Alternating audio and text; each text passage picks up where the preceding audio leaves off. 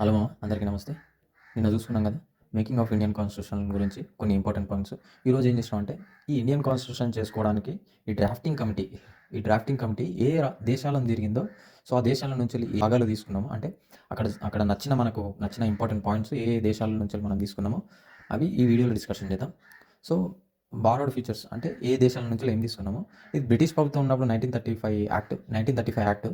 ఈ యాక్ట్లో ఉన్న కొన్ని జ్యుడిషియరీ కానీ, ఫెడరల్ సిస్టమ్ కానీ, అండ్ పబ్లిక్ సర్వీస్ కానీ, ఆఫీస్ అండ్ గవర్నర్స్ ఇట్లా చాలా ఉన్నాయి. ఇంకా అందులో నుంచి కొన్ని ఇంపార్టెంట్ అవి.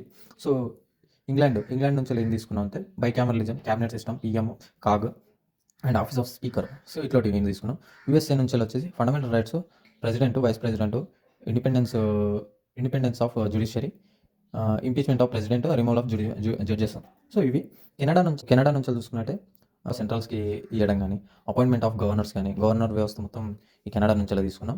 ఆస్ట్రేలియా నుంచి వచ్చేసి joint sessions of parliament, concurrent list ఇవి ఉంటాయి కదా అక్కడ.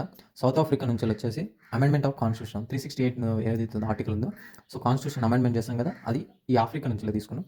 రష్యా నుంచి వచ్చేసి ఫండమెంటల్ డ్యూటీస్, ఇది ఇందిరాగాంధీ ప్రభుత్వం ఉన్నప్పుడు తీసుకొచ్చినవి రష్యా నుంచి ఫండమెంటల్ రైట్స్.